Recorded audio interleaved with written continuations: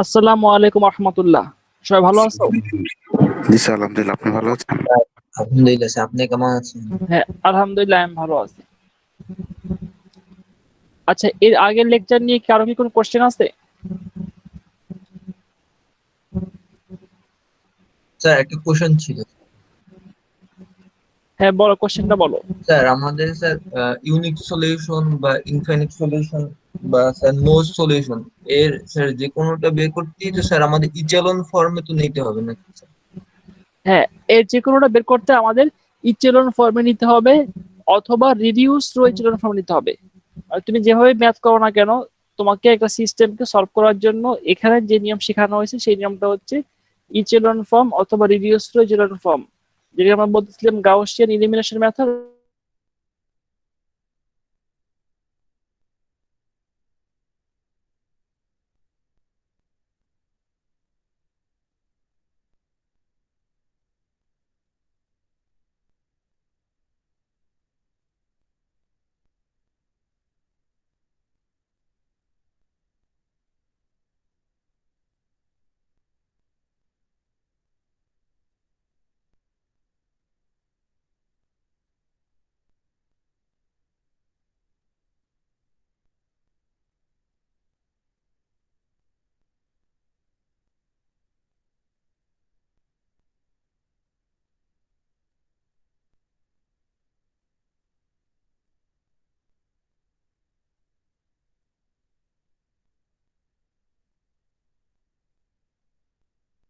Hello sir.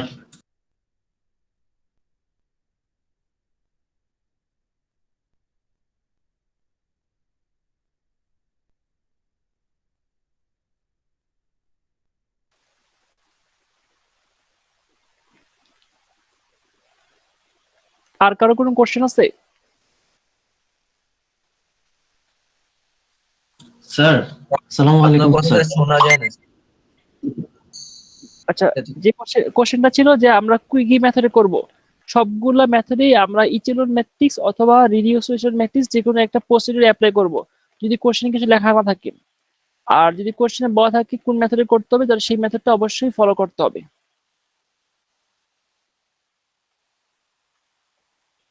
আচ্ছা, তোমাদের একটু মনে করে দেই আমি আসলে এখন পর্যন্ত কি কি পড়াইছি।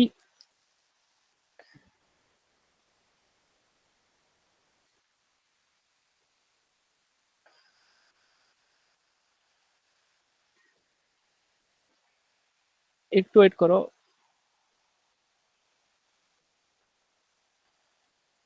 স্যার হ্যাঁ, বলো। স্যার আমাদের সবার একটা রিকোয়েস্ট ছিল স্যার, যেহেতু স্যার অনলাইনে স্যার আমাদের 4টা থেকে 3টা কাউন্ট করা হবে স্যার। হ্যাঁ হ্যাঁ, যদি স্যার মানে আপনি যদি সাবমিশনটা নিতেন স্যার, মানে যদি মাইনাস মার্কিংও থাকতো স্যার, অন্তত আমরা সাবমিশনটা করতে পারতাম স্যার। স্যার এমন কোনো জি স্যার। ওয়ে আছে কিনা স্যার? কারণ স্যার আমাদের তো 4টা থেকে 3টা নেওয়া হবে স্যার, কোনোটা যদি বাদ পড়ে যায় স্যার তাহলে পুরো নাম্বার কাটা স্যার। আর আমাদের তো স্যার এবার হলো নাম্বার অনেক বেশি। তো স্যার যদি স্যার সাবমিশনটা নেওয়া যেত স্যার, যদি জি একটু স্যার। চিন্তা করতেন স্যার, কারণ নেটে তো প্রবলেম হয় স্যার, এছাড়া অনেক প্রবলেম থাকে স্যার। আচ্ছা, যারা সাবমিট করছে তাদেরটা আমি দেখবো।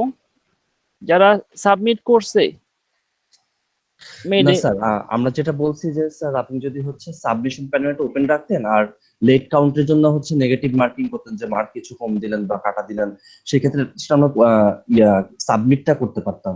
কারণ স্যার আমি এখানে বুঝতে বুঝতে পারছি, এখানে যে সমস্যাটা হচ্ছে যে ওভাবে যদি করি তাহলে লেট সাবমিশনের জন্য নাম্বার কাটা যাবে, এটা নিয়ে আবার গ্যাঞ্জাম হবে। অনেক স্টুডেন্ট বলবে যে লেট সাবমিশন করছি এই জন্য নাম্বার কেন কাটছে, কারো বেশি কাটছে কিনা কারো কম কাটছে কিনা, ব্যাপারটা ইউনিফর্ম হবে না। এই জন্য ইউনিফর্ম করার জন্য আসলে সিস্টেমে আসতে হবে। কারণ লেট কিন্তু কত স্যার কতক্ষণ লেটের জন্য কত নাম্বার কাটবো, এগুলো আসলে এই পরবর্তীতে দেখা যাচ্ছে ঝামেলা হবে। তো তখন স্টুডেন্টরা বলবে যে স্যার আমার এই কারণে লেট হয়েছে, আমার নানান সমস্যা ছিল, আমার নাম্বার কাটেন স্যার না, এরকম অনেক কিছু হবে আর কি। আসলে ওটা ওটা সবার জন্য ওই সিস্টেমটা ঠিকও না। এই জন্য যেটা করা দরকার যে একটা নির্দিষ্ট টাইমের মধ্যে করবা, কিন্তু যে সময় দেওয়া হচ্ছে অনেক বেশি সময় দেওয়া হয়, তো ওই বেশি সময়ের আগেই তুমি ট্রাই করবা। সবাই যেটা করে যে একদম শেষ মুহূর্তে 2 মিনিট বাকি আছে তখন না আপলোড শুরু করে। তুমি আপলোড 5 মিনিট আগে শুরু করো, দেখো আপনি একবার একবার ফেল করলে আবার করো, দেখবা হয় সমস্যা হয় না। কিন্তু তুমি না যদি স্যার, এখানে হলো যে স্যার আমাদের স্যার আমার ক্লাসের মধ্যে কিন্তু স্যার এই যে দ্বিপদী বিস্তৃতির যে সূত্রটা ছিল না, কি জানি, ওই যে -b plus minus root over b square minus 4ac হ্যাঁ। বাই, ওইটা দিয়ে স্যার আমরা করি নাই, মানে ক্লাসের মধ্যেও করি নাই, এমন ভাবে চিন্তা করি নাই, যার জন্য স্যার এক্সাম টাইমে এটা একটু চিন্তা করতে স্যার একটু টাইম লাগছে স্যার। এই জন্য স্যার, টাইম বেশি দেওয়া স্যার হয়েছে। তাছাড়া স্যার টাইম বেশি দেওয়া বলতে স্যার আমি হচ্ছে আপনি কোশ্চেনটা দেওয়ার পরে আমি 1 মিনিটের জন্য খাতা থেকে কলম উঠাই নাই, তারপরেও স্যার একদম লাস্ট মোমেন্টে যে সাবমিট করতে পারছি, প্লাস সাবমিট করার পরে খেয়াল করছি যে আমি হচ্ছে স্যার ছোটখাটো কিছু ভুল করছি। তো এটা স্যার 2 মিনিটও যদি চিন্তা করে টাইম পাতাম তাহলে এই ভুলগুলো হইতো না। তো না, স্যার এই মানে এই এই বিষয়টা যেটা হচ্ছে যে যারা সেভাবে করে মানে অ্যাসাইনমেন্ট তো এখন অনেক ওপেন বুকের মতো হয়ে গেছে, কেউ চাইলে ক্যালকুলেটর হেল্প নিতে পারে, বইয়ের হেল্প নিতে পারে, তার মানে অ্যাসাইনমেন্ট তারা চাইলে নিজেরা হেল্প নিয়েও করতে পারে, মানে নিজেদের মানে অন্য ডিভাইসের হেল্প নিয়ে করতে পারে। And এখানে আসলে সময় যদি অনেক বেশি দেওয়া হয়, এরকম সময় দেওয়া হয় যে এই স্টুডেন্টরা অনেক স্লো কাজ করবে, তাহলে দেখা যাচ্ছে কি এটা দিয়েও লাভ হবে না, কারণ এক্সপিরিয়েন্স যেটা বলে যে স্টুডেন্ট শেষ পর্যন্ত ওই সময়টা কাজ কম মনে হবে। আর আমি 2টা ম্যাথ দিছিলাম, মাত্র 2টা ম্যাথে দেওয়া হয়েছে 45 মিনিটের বেশি সময়, কিন্তু আসলে এই 2টা ম্যাথ করতে 45 মিনিট সময় লাগে না, বা সবকিছু মিলে শেষ করার পরও এত সময় লাগে না। এখন ব্যাপার হচ্ছে তোমার টেকনিকের উপর সময় বেশি রাখছে, এটা হচ্ছে গিয়ে মূল বিষয়। এই জন্য পরবর্তীতে যখন যখন তুমি এই অ্যাসাইনমেন্ট গুলো করবা ক্লাসে, তখন একটু বেশি সময় যেন না লাগে, যেন বেশি বেশি প্রস্তুতি নেওয়া আর কি, ওই অ্যাসাইনমেন্টটাকে পারফর্ম করার জন্য বেশি প্রস্তুতি নেওয়াটা গুরুত্বপূর্ণ। মানে স্যার হলো কোন একটা জিনিস স্যার চিন্তা করতে একটু টাইম লাগে স্যার, যদি আরেকটু স্যার টাইম বাড়ানো যায় তো না, স্যার। চিন্তা করতে টাইম কখন লাগবে কম, যখন তুমি একটু বেশি পড়বা, ওই জিনিস বেশি জানবা, তখন চিন্তা করতে টাইম কম লাগবে। আর যখন তুমি একটু কম জানবা, তখন চিন্তা করতে বেশি টাইম লাগবে।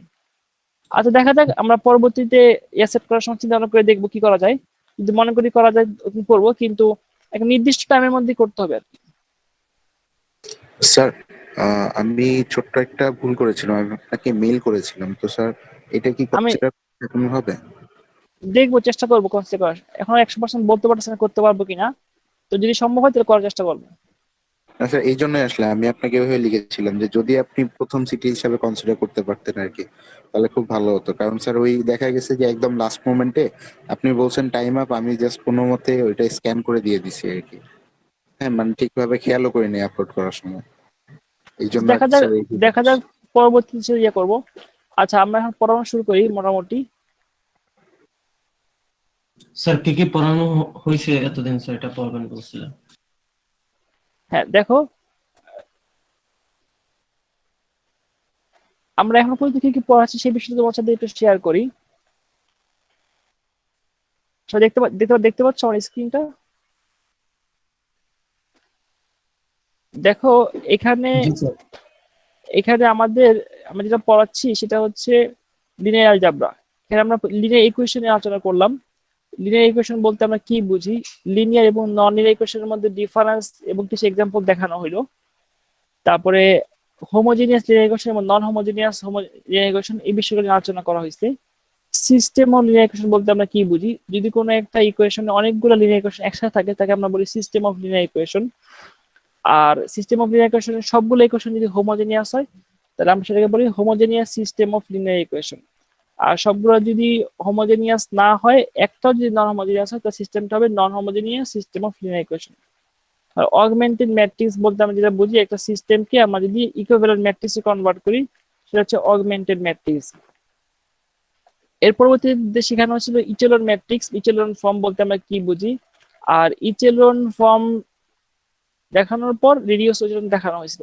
একটা ম্যাট্রিক্সে যদি দুটো কন্ডিশন স্যাটিসফাই করে তাহলে সেই ম্যাট্রিক্সটাকে আমরা বলতেছি ইচেলন ম্যাট্রিক্স। আর একটা ম্যাট্রিক্স যদি দুটো কন্ডিশন, আরো এডিশনাল দুটো কন্ডিশন স্যাটিসফাই করে তাকে আমরা বলতেছি রিডিউস ইচেলন ম্যাট্রিক্স। এর পরবর্তীতে সিস্টেমের সলিউশন নিয়ে আলোচনা করা হয়েছিল। রিডিউস ইচেলন ম্যাট্রিক্স শেখানোর পর আমরা কিভাবে ইচেলন ফর্ম বানাবো এবং কিভাবে ইচেলন ফর্ম বানাবো এই জিনিসগুলো দেখানোর পর একটা সিস্টেমের সলিউশন 3 টাইপের সলিউশন থাকতে পারে, এই বিষয়গুলো নিয়ে আলোচনা করা হয়েছিল। আর এই বিষয়গুলো নিয়ে আলোচনা করার সময় আমি কিছুটা ক্যাটাগরি ভাগ করছিলাম যে সিস্টেমের সলিউশন কখন থাকবে কখন থাকবে না। দেখো, এখানে সিস্টেমটা 3 ধরনের সলিউশন দিতে পারে, একটা হচ্ছে নো সলিউশন, একটা হচ্ছে ইউনিক সলিউশন, একটা হচ্ছে infinite number of solution. No solution এবং ইউনিক সলিউশন আর ইনফাইনাইট সলিউশন, এই 3 টাইপের সলিউশন সবগুলো ম্যাথ করার জন্যই আমরা সাধারণত যেই টেকনিক অ্যাপ্লাই করি সেটা হচ্ছে ইচেলন ম্যাট্রিক্স অথবা রিডিউস রো ইচেলন ম্যাট্রিক্স, এই টেকনিকের মাধ্যমে আমরা আসলে সলভ করার চেষ্টা করি। আর দেখো এখানে একটা সিস্টেম যদি কনসিস্টেন্ট হয় তার সলিউশন থাকবে ইউনিক সলিউশন। আচ্ছা, ইউনিক সলিউশন বলতে আমরা কি বুঝি? ইউনিক সলিউশনটা হচ্ছে একটা সলিউশন যেই সলিউশনে সাধারণত একটাই মাত্র এক্স আর ওয়াই এর আননোনের ভ্যালু পাওয়া যাবে, এর বেশি আর ভ্যালু পাওয়া যাবে না। এখানে দেখো আমি যদি দেখি x minus y equal to 1, x twice x plus y equal to 6, twice x plus y equal to 6, এই যে ইকুয়েশন দুইটা, এই ইকুয়েশনকে সলভ করলে আমরা একটা সলিউশনে পাই। আর সাধারণত এগুলো হচ্ছে লিনিয়ার ইকুয়েশন। লিনিয়ার ইকুয়েশনের সলিউশনে সবসময় ইউনিক সলিউশনে একটা সলিউশন পাওয়া যাবে, তার কারণ হচ্ছে যে সলিউশনটা পাচ্ছে সেটা হচ্ছে একটা পয়েন্টে তারা ইন্টারসেক্ট করে। এখানে গ্রাফিক্যালি যদি আমরা ব্যাপারটা বোঝার চেষ্টা করি, গ্রাফিক্যালি আমরা দেখতে পাচ্ছি যে একটা পয়েন্টে তারা ইন্টারসেক্ট করছে, আর এই জন্য এই সলিউশনটা হচ্ছে ইউনিক সলিউশন। তার মানে ইউনিক সলিউশন বলতে আমরা কি বুঝি? ইউনিক সলিউশন বলতে আমরা বুঝি কনসিস্টেন্ট সিস্টেম যদি হয় তার ইউনিক সলিউশন পাওয়া যাবে। আর এই ইউনিক সলিউশনের জন্য সাধারণত কি হবে, সবগুলো ইকুয়েশন কোন একটা কমন পয়েন্ট ইন্টারসেক্ট করবে, সেই কমন পয়েন্টটাকে বলা হয় সলিউশন পয়েন্ট। তার মানে যে সিস্টেমটা সলভ করতে বলা হয়েছে, এখানে দেখো এক্সাম্পল দেখানো হয়েছে সিস্টেম, এই সিস্টেমের সলিউশন হচ্ছে এক্স এর মান বের হয়ে আসছে 1, ওয়াই এর ভ্যালু বের হয়েছে 2, আর জেড এর ভ্যালু বের হয়েছে 3। এই তিনটা ভ্যালু আমরা যদি দেখি সিস্টেমে যদি আমরা গ্রাফে ড্র করি তাহলে এই লিনিয়ার ইকুয়েশন পাচ্ছি, আর এখানে আরেকটা ইকুয়েশন পাচ্ছি। এই যে ইকুয়েশন গুলো সবগুলা একটা কমন পয়েন্টে ইন্টারসেক্ট করছে, আর এই কমন পয়েন্টকে বলা হয় সলিউশন পয়েন্ট। কোন একটা সিস্টেমের এই কমন পয়েন্টটা হচ্ছে তার সলিউশন পয়েন্ট। তার মানে কোন একটা সিস্টেমের সলিউশন যদি থাকে, সবাই যদি একই পয়েন্টে ইন্টারসেক্ট করে, তা সেই পয়েন্টটাকেই বলা হয় তার সলিউশন পয়েন্ট অথবা ইন্টারসেক্টিং পয়েন্ট। আর তখনই আমরা কি পাই? তখনই আমরা যেটা পাই সেটা হচ্ছে ইউনিক সলিউশন পাই। দেখো তো ইউনিক সলিউশন বুঝতে কারো কি কোনো সমস্যা আছে? এরপরে গত ক্লাসে আমরা ইউনিক সলিউশন বের করার প্রসিডিউর দেখানো হয়েছিল। একটা ম্যাট্রিক্সকে অগমেন্টেড ম্যাট্রিক্স নেওয়া হচ্ছে এবং অগমেন্টেড ম্যাট্রিক্সটাকে আমরা আবার কি করতেছি, সলভ করার মাধ্যমে ইচেলন ম্যাট্রিক্সে কনভার্ট করতেছি।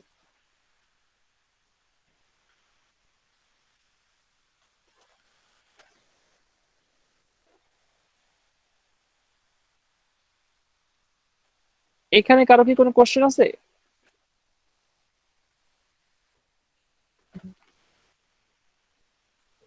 নো না স্যার। স্যার। আচ্ছা, এখানে ম্যাথটা দুইভাবে সলভ করা যায়। একটা হচ্ছে একটা সিস্টেম হচ্ছে গাউসের এলিমিনেশন মেথড, আর একটা হচ্ছে গাউস জর্দান এলিমিনেশন মেথড। গাউসের এলিমিনেশন মেথডে আমরা সাধারণত ম্যাথ সলভ করার প্রসিডিউর হিসাবে ইচেলন ম্যাট্রিক্সটা অ্যাপ্লাই করি, আর গাউস জর্দান মেথডে আমরা সাধারণত রিডিউস রো ইচেলন ফর্ম এই ব্যাপারটাকে আমরা দেখি। এখন এই দুইটা মেথডের উপর যে কোনো একটা মেথডে তুমি ম্যাথ করতে পারো, তোমার যেটা চয়েস। আর মূল যে ব্যাপারটা হচ্ছে সেটা হচ্ছে কোশ্চেনে যদি লেখা থাকে যে কোন মেথডে করতে হবে, তো তোমাকে অবশ্যই সেই মেথডটা ফলো করতে হবে। এখানে অলরেডি প্রসিডিউর নিয়ে আলোচনা করা হয়েছে। তার পরবর্তীতে দেখো এর আগে ক্লাসে কনসিস্টেন্ট সিস্টেমের ইনফাইনাইট সলিউশন নিয়ে আলোচনা করা হয়েছিল। একটা সিস্টেম সেটা কনসিস্টেন্ট যদি হয় তাহলে সলিউশন থাকতে পারে ইউনিক সলিউশন অথবা ইনফাইনাইট নাম্বার অফ সলিউশন। এখানে দেখো ইনফাইনাইট নাম্বার সলিউশন কখন হয়, যখন এই ইকুয়েশন গুলা কমন অনেকগুলো পয়েন্টে ইন্টারসেক্ট করে। সেই অনেকগুলো পয়েন্ট কি তাদের বলা হয় সলিউশন পয়েন্ট। এখানে একটা এক্সাম্পল দেওয়া আছে 4x minus 2y equal to 1, 16x minus 8y equal to 8। এখানে দুটো ইকুয়েশন, এই দুটো ইকুয়েশন এটা কমন লাইনে একটা লাইনের উপর আরেকটা লাইন ওভারল্যাপ করছে, এই জন্য এখানে আমরা ইনফাইনাইট সংখ্যক সলিউশন পাচ্ছি। এরকম যদি অনেকগুলা লাইন একসাথে একটার উপর ওভারল্যাপ করে তাহলে আমরা অনেক বেশি সলিউশন পাই বা ইনফাইনাইট নাম্বার অফ সলিউশন পাই। এখন দেখো এখানে এক্সাম্পল 5 এর পাশে তিনটা প্লেনের ইকুয়েশন দেখানো হয়েছে। এই তিনটা প্লেন তার তিনটা ইকুয়েশনকে রিপ্রেজেন্ট করে। এখানে এই সিস্টেমে তিনটা ইকুয়েশন, সেই তিনটা ইকুয়েশন যদি আমরা গ্রাফ ড্র করি দেখতে পাই যে তিনটা ডিফারেন্ট লিনিয়ার ইকুয়েশনের গ্রাফ তারা একটা কমন লাইনে ইন্টারসেক্ট করতেছে। এই লাইনটা হচ্ছে তাদের সলিউশন লাইন, মানে এই লাইনটাকে দ্বারা স্যাটিসফাই করে। এই লাইনটা থেকে আমরা কি করতে পারি, এই লাইনে আমাদের ভ্যালু পাই, তাদের সলিউশন ভ্যালু পাই। আর ভ্যালুগুলো অনেকগুলো হয়, এই জন্য আমরা ইনফাইনাইট নাম্বার অফ সলিউশন পাই। তার মানে যদি কোনো তিনটা প্লেন একটা কমন লাইনে ইন্টারসেক্ট করে, সেই কমন লাইনটা হচ্ছে তার সলিউশন লাইন। সিমিলারলি আরো কিছু এক্সাম্পল এখানে দেওয়া আছে। এখানে দেখো, এই তিনটা প্লেন যদি ওভারল্যাপ করে তাহলে আমরা কি পাবো, তাহলে আমরা একটা এই ইনফাইনাইট মেনি সলিউশন পাবো। অথবা এরকম যদি হয়, দুইটা প্লেন ওভারল্যাপ করছে আর আরেকটা প্লেন সেই দুইটা প্লেনের সাথে ইন্টারসেক্ট করছে, এখানে দেখো দুইটা প্লেন কোইনসাইড করছে, আর একটা প্লেন তার সাথে ইন্টারসেক্ট করছে। এই যে লাইনটা পাওয়া যাচ্ছে, এই লাইনটা হচ্ছে সলিউশন লাইন। আর এই সিস্টেমে আমরা সলভ করার জন্য এর আগে ক্লাসে দেখানো হয়েছিল গাউসিয়ান এলিমিনেশন মেথডে আমরা এই সিস্টেমটা সলভ করেছিলাম। কারোর কোনো কোশ্চেন আছে এখানে? স্যার এক্ষেত্রে স্যার একটা সমস্যা হয়েছে আমার। বলো। স্যার দেখা যায় স্যার একটা ম্যাথ করার পর স্যার শেষে স্যার মনে হয় যে এটা ইনফিনিট সলিউশন, কিন্তু স্যার পরে স্যার দেখি না এটা স্যার মানে একক সলিউশন এমন। আচ্ছা, এই এই এই প্রবলেমের যেটা আনসার হচ্ছে, যখন তুমি একটা ম্যাট্রিক্সের ম্যাথ শুরু করবা তখন দেখো এখানে ইকুয়েশন কয়টা আছে, তিনটা আছে। আর এখানে আননোন ভেরিয়েবল কয়টা, তিনটে স্যার। তিনটা। তার মানে নাম্বার অফ ইকুয়েশন আর number of unknown variable equal. এই ম্যাথ শুরু করার পর তুমি যখন ইচেল ম্যাট্রিক্সে নিয়ে যাবা, তখন নেওয়ার পর যে তুমি সিস্টেমটা পাবা, সেই সিস্টেমটার অগমেন্টেড ম্যাট্রিক্সটাকে ইকুইভ্যালেন্ট তুমি যখন নর্মাল সিস্টেমে লিখবা, তখন যদি এরকম কখনো হয় যে তার ইকুয়েশন সংখ্যা আর ভেরিয়েবল সংখ্যা ডিফার করে, মানে সমান না হয়, তখন তুমি বুঝবা যে এখানে ইনফাইনাইট নাম্বার অফ সলিউশন হবে। আর ইনফাইনাইট নাম্বার যখন সলিউশন হবে, তখন তোমাকে একটা ভেরিয়েবলকে ইন্ডিপেন্ডেন্ট ভেরিয়েবল ধরতে হবে। যেমন দেখো এই ম্যাথে এখানে আমরা যখন আসলাম, করার পর এই পর্যায়ে আসছে। এখন বলো তো, এখানে যদি আমরা কনভার্ট করছি, এই ইকুয়েশন পাচ্ছি, এই ইকুয়েশনে ইকুয়েশন সংখ্যা কয়টা, দুইটা স্যার। আর এক্স ওয়াই জেড ভেরিয়েবল কয়টা, স্যার ভেরিয়েবল তিনটে স্যার। এদের মধ্যে ডিফারেন্স কত, স্যার ওয়ান। Difference one. তার মানে একটা হচ্ছে ফ্রি ভেরিয়েবল অথবা ইন্ডিপেন্ডেন্ট ভেরিয়েবল, সেটা কোনটা হবে? দেখো এখানে লিডিং হচ্ছে এক্স, লিডিং হচ্ছে ওয়াই, তাহলে এক্স এবং ওয়াই এই দুইটা ছাড়া আর কি থাকবে, জেড। জেড হচ্ছে লিডিং ভেরিয়েবল, মানে ফ্রি ভেরিয়েবল। জেডকে আমরা কি ধরতে পারি, জেডকে আমরা ধরতে পারি এ হিসাবে। ফ্রি ভেরিয়েবল হিসেবে ধরতে পারি। হ্যাঁ, যেখানে এ হচ্ছে একটা রিয়েল নাম্বার। তাহলে পরে স্যার যেমন- এমন স্যার কোন একটা স্যার রো যদি সবগুলো টার্ম জিরো হয়ে যায় তাহলে স্যার ওটা ইনফিনিট সলিউশন। হ্যাঁ,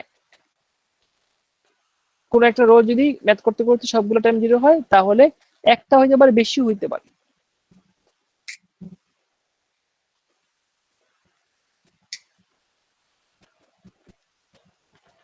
আচ্ছা স্যার, ওইটা যদি স্যার ইউনিক সলিউশন থাকে তাহলে স্যার ওই গাউসিয়ান এলিমিনেশন করতে করতে স্যার ওটা স্যার একটা ভেরিয়েবলের মান বের হয়ে যাবে, কিন্তু স্যার হ্যাঁ, মানে ইনফিনিট সলিউশন ক্ষেত্রে এটা বের হবে না এমন।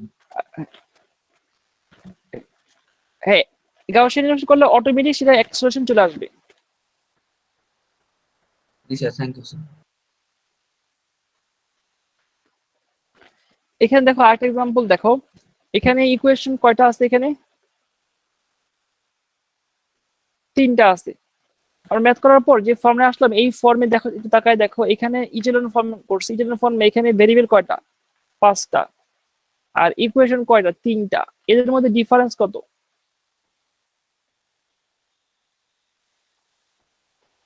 এদের মধ্যে ডিফারেন্স হচ্ছে 2 x1।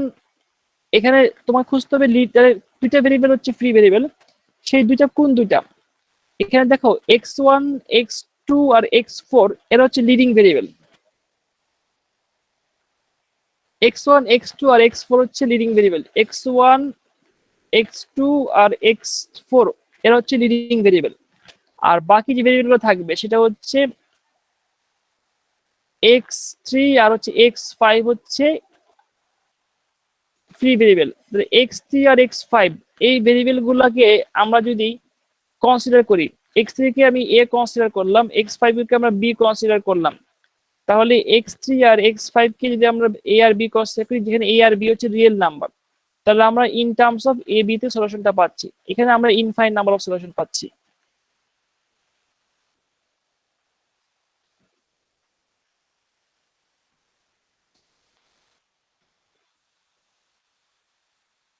আচ্ছা দেখো, আর আমরা এখন দেখবো একটা সিস্টেমে কখন সলিউশন থাকবে না। একটা সিস্টেম যদি ইনকনসিস্টেন্ট সিস্টেম হয় তার আসলে সলিউশন থাকে না। এই সিস্টেমকে আমরা বলি তার কোনো সলিউশন আমরা পাচ্ছি না। এই ইনকনসিস্টেন্ট সিস্টেমের সলিউশন যে থাকবে না, তার জন্য জিওমেট্রিক যদি মিনিংটা আমরা অ্যানালাইসিস করি কেন সলিউশন থাকবে না। দেখো এখানে নো সলিউশন, যদি তিনটা ইকুয়েশন প্যারালাল হয় তাদের মধ্যে কোনো সলিউশন থাকে না, কারণ তাদের মধ্যে কোনো কমন পয়েন্ট নাই। সলিউশন থাকার শর্ত হচ্ছে তাদের মধ্যে অবশ্যই কমন পয়েন্ট থাকতে হবে। তিনটে ইকুয়েশন যদি দুটো প্যারালাল হয় আর একটা ওভারল্যাপ করে, তাহলে তাদের মধ্যে কোনো কমন পয়েন্ট পাচ্ছি না, তার মানে নো সলিউশন। সেকেন্ড যে দেখানো হয়েছে সেকেন্ডটা। থার্ডে দেখো তিনটা ইকুয়েশন, ফার্স্ট ইকুয়েশনের গ্রাফের সাথে, গ্রাফ নিয়ে আলোচনা করতেছি। ফার্স্ট ইকুয়েশনের গ্রাফের সাথে সেকেন্ড ইকুয়েশনের গ্রাফ ওভারল্যাপ করছে, সেকেন্ড ইকুয়েশনের সাথে ফার্স্ট ইকুয়েশনের গ্রাফ ওভারল্যাপ করছে। এই যে এই তিনটা ওভারল্যাপ করছে, কিন্তু তাদের মধ্যে তিনটায় কমন কোনো পয়েন্টে বা লাইনেই ওভারল্যাপ করেনি, এই জন্য নো সলিউশন পাচ্ছি এখানে। আর 4 নম্বর দেখো দুইটা ওভারল্যাপ করছে আর একটা প্যারালাল, তার মানে এখানেও আমি কি পাচ্ছি, এখানেও আমাদের কোনো সলিউশন পাচ্ছি না।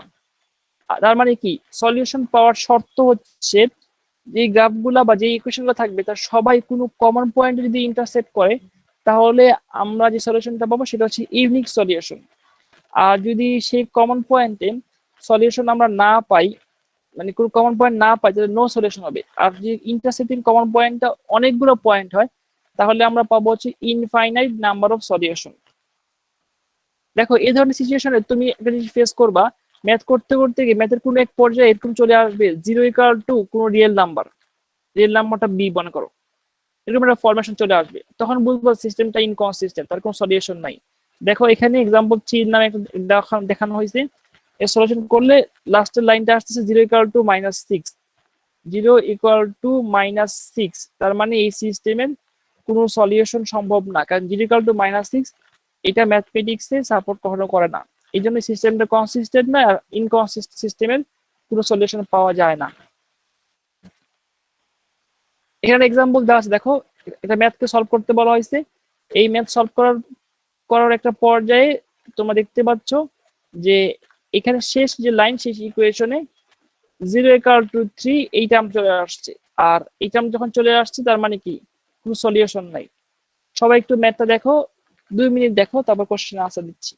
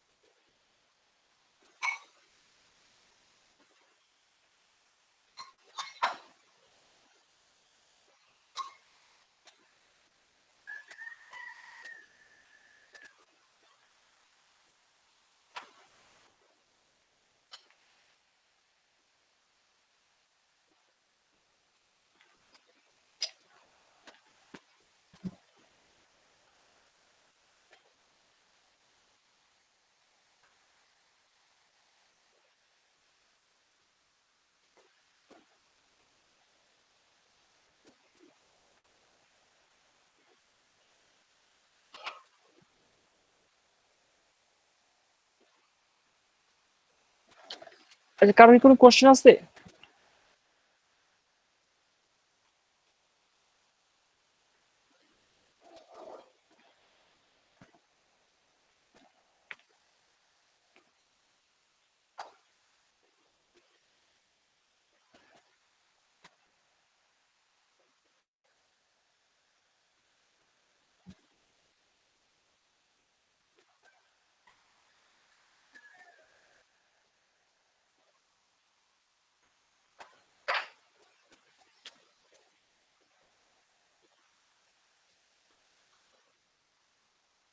না স্যার। আচ্ছা, তাহলে আমাদের এই চ্যাপ্টার মোটামুটি আমাদের শেষ। আমরা এর উপর একটা অ্যাসাইনমেন্ট নিব। তোমাদের কি কোনো ডেট দেওয়া হয়েছিল? না স্যার, এখনো দেওয়া হয়নি। আচ্ছা, নেক্সট উইকে কোনো একদিন আমরা নিব, হয়তো বা 11 তারিখ নিতে পারি, 11 তারিখে না যেতে পারে। আমার এই শীটের উপর একটা অ্যাসাইনমেন্ট, তোমাদের যে বই দেওয়া আছে এই বইয়ের 2.1 এবং 2.2 এই চ্যাপ্টার গুলো পড়বা। এখানে যে কন্টেম্পোরারি লিনিয়ার অ্যালজেব্রার এখানে যে বই দেওয়া আছে এই বই থেকে 2.1 এবং 2. চ্যাপ্টারে যে এক্সারসাইজ গুলো করতে বলা হয়েছে সেই এক্সারসাইজ গুলো তোমরা বাসায় একটু প্র্যাকটিস করবা। আর স্যার নেক্সট শুনতে পাইলে আপনি যদি আরেকবার বলতেন। বাসায় তোমরা এই ম্যাথ গুলো একটু প্র্যাকটিস করবা। 2.1 এবং 2. চ্যাপ্টারে যে ম্যাথ গুলো আছে কোর্স আউটলাইনে, সেই কোর্স আউটলাইন দেখে তোমরা একটু সলভ করবা। এটাই কি স্যার সিডি টপিক? হ্যাঁ, এটা হচ্ছে এটা হবে ক্লাস অ্যাসাইনমেন্ট আমরা নিব ইন ক্লাস অ্যাসাইনমেন্ট 2 নেক্সট উইকে ফার্স্ট ক্লাসে, মানে সানডেতে।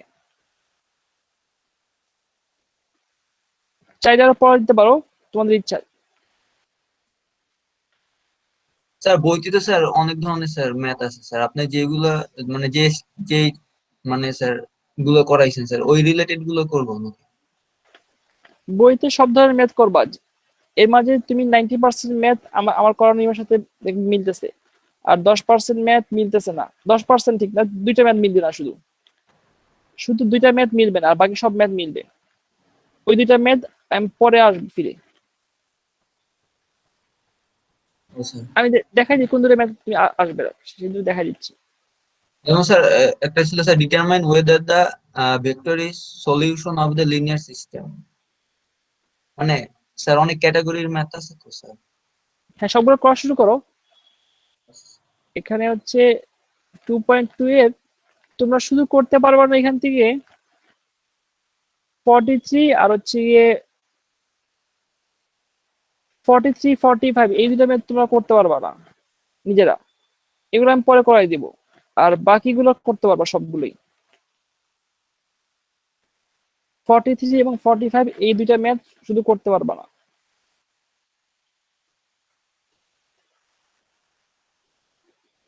তাহলে স্যার এই দুটো ম্যাথ কি স্যার আমরা বাদ দিয়ে স্যার এক্সারসাইজ করবো পরীক্ষার এই জন্য?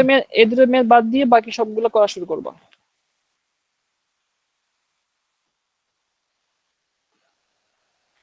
আচ্ছা দেখো, করতে থাকো। আর এর মাঝে আমরা এখন আমরা নতুন একটা চ্যাপ্টার শুরু করবো, সেটা হচ্ছে 3.1 অপারেশনস অন ম্যাট্রিক্স। ম্যাট্রিক্সের অপারেশন নিয়ে আমরা আসলে আলোচনা করব। এখানে দেখো, এখানে ম্যাট্রিক্স সম্বন্ধে বলা হয়েছে এটা ম্যাট্রিক্সের রেক্টেঙ্গুলার অ্যারে। এই ম্যাট্রিক্সের অ্যারের কিছু এন্ট্রি থাকে। যেমন দেখো এখানে ম্যাট্রিক্সটাকে সাধারণত অর্ডারের মাধ্যমে রিপ্রেজেন্ট করা হয়। 3/2 অর্ডার লেখা হয়েছে, তার মানে ম্যাট্রিক্সের রো সংখ্যা 3 এবং কলাম সংখ্যা 3। এটা ম্যাট্রিক্সের সাইজও বলা হয়।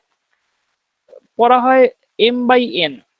একটা ম্যাট্রিক্সের রো সংখ্যা আগে লেখা হয়, তারপরে লেখা হয় কলাম সংখ্যা।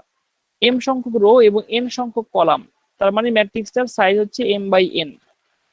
এখানে দেখো একটা ম্যাট্রিক্সের এক্সাম্পল দেওয়া হয়েছে 3/2। এখানে ম্যাট্রিক্সের রো হচ্ছে 3টা,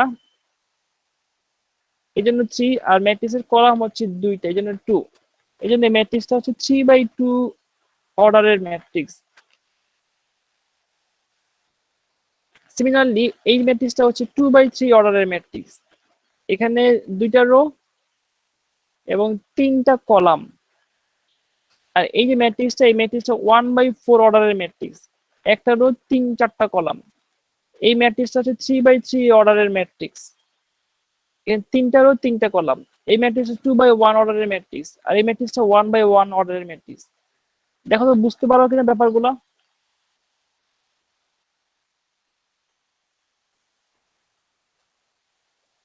জি স্যার, প্রথমটা হলো স্যার কলাম সংখ্যা, প্রথমটা হলো রো সংখ্যা, পরেরটা হলো কলাম সংখ্যা। হ্যাঁ, ম্যাট্রিক্সের এভাবে আমরা রিপ্রেজেন্ট করি। আর দেখো একটা ম্যাট্রিক্সের রো সংখ্যা এবং কলাম সংখ্যা যদি সমান হয় তাকে আমরা বলি স্কোয়ার ম্যাট্রিক্স।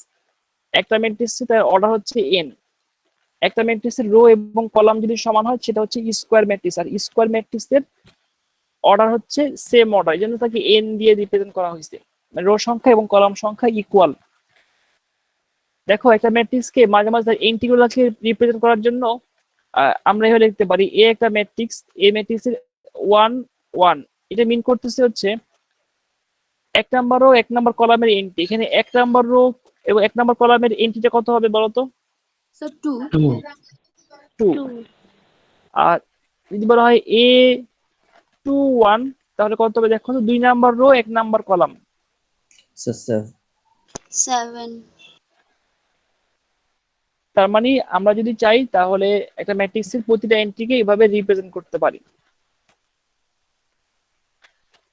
দেখো এখানে ম্যাট্রিক্সের কিছু মানে অপারেশন দেখানো হচ্ছে, ম্যাট্রিক্সের ইকুয়াল, দুটো ম্যাট্রিক্স যদি ইকুয়াল হয় তাহলে সেই ম্যাট্রিক্সের করসপন্ডিং এন্ট্রিগুলো ইকুয়াল হবে, অর্ডার সমান হবে। ফর এক্সাম্পল এ একটা ম্যাট্রিক্স, আমি এখানে একটা এক্সাম্পল লিখি 1 2 3 4। আরেকটা ম্যাট্রিক্স যদি হয় ঠিক এইখানে একই রকম অর্ডারের হবে এবং সবকিছু সেম থাকবে 1 2 3 4। তার মানে এই দুটা ম্যাট্রিক্স সমান, কারণ হচ্ছে এই ম্যাট্রিক্সের অর্ডার সমান এবং তাদের এন্ট্রি গুলা করসপন্ডিং এন্ট্রি গুলাও সমান। করসপন্ডিং এন্ট্রি হচ্ছে 1 2, মানে রো একই, রো একই, কলাম সবকিছু সেম। দুটা ম্যাট্রিক্স তখনই ইকুয়াল হবে যখন তার করসপন্ডিং এন্ট্রি গুলা ইকুয়াল হবে। এখানে যদি খেয়াল করে দেখো এ এ আর বি এই দুটো ম্যাট্রিক্স যদি সমান হয় তাহলে দেখো তো এ ম্যাট্রিক্সের first row first column 2, B ম্যাট্রিক্সের ফার্স্ট রো ফার্স্ট কলাম 2 সমান, এ ম্যাট্রিক্সের ফার্স্ট রো সেকেন্ড কলাম 1 আর বি ম্যাট্রিক্সের first row second column 1, A ম্যাট্রিক্সের first second row first column 3, B ম্যাট্রিক্সের সেকেন্ড রো ফার্স্ট কলাম 3। আর এখানে তাহলে এক্স প্লাস 1 সমান সমান কত হবে কেউ বলতে পারবা? স্যার 4 হবে। 4 X plus 1 equal to 4, sir ও ইকুয়াল Sorry, টু 5 হবে তো। ইকুয়াল টু 5 হবে, আর X এক্স এর এর মান x এর ভ্যালু 4 হ্যাঁ, থ্যাংক ইউ। আচ্ছা আমার এই এখানে কারেন্ট নাই, আমি আমার কম্পিউটার যে কোনো সময় বন্ধ দিতে পারে, তোমরা একটু ওয়েট করো বুঝছো? আমার কথা কি শুনতে পাচ্ছ? জি স্যার জি স্যার। জি স্যার। এখানে 4 যদি বন্ধ হয়ে যায় তা তোমরা একটু ওয়েট করবা, আমি আবার আসবো। তোমরা একটু বই থেকে বই থেকে দেখতে থাকবা, যেগুলো পড়ানো হয়েছে সেটা রিভিউ করবা, আমি এসে কোশ্চেন আনসার দিব। কারণ আমার কম্পিউটার এখনই মনে হয় বন্ধ হয়ে যাবে, আমি আবার প্রয়োজনে অন্য ডিভাইস দিয়ে জয়েন করার চেষ্টা করব।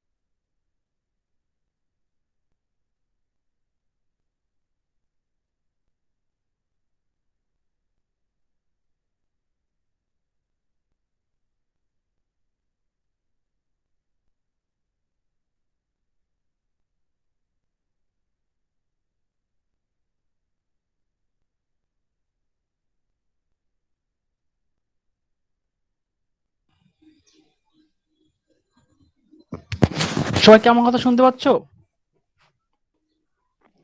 जी सर।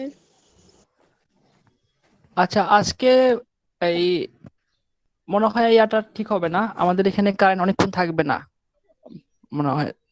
এখন কতক্ষণ থাকবে না ঠিক জানি না। এই আর আমার ল্যাপটপ তো হয়ে গেছে, চার্জ হয়েছে, আমি মোবাইল থেকে আসলে জয়েন করতে পারবো লেকচারে, কিন্তু মোবাইল থেকে অতটা ভালো হবে না কোয়ালিটি লেকচারের। আমার মনে হয় আমরা নেক্সট ক্লাস থেকে বাকিটা করবো, বাকি জিনিসটা পড়াবো, তোমরা একটু পড়তে থাকো। আর এখন তো কিছু করার নাই আর, বাকি সবাই যারা যারা ক্লাসে আসো বা নাই সবাই প্রেজেন্টকে দিয়ে দেওয়া হচ্ছে। আর যতটুকু পড়ানো হচ্ছে পড়ে থাকো, প্রয়োজন হলে আমরা এই ক্লাসটা আবার রিপিট করব। যদি এরকম প্রয়োজন হয় যে এই ক্লাসটা আমাদের দরকার হবে করার, তখন আমরা অন্য কোনো দিনে রিপিট করতে হবে। তাহলে সবাই ভালো থাকো। ওকে, আল্লাহ হাফেজ। স্যার আপনার কথা শুনতে পাচ্ছি। জি স্যার, আসসালামু আলাইকুম। আসসালামু আলাইকুম।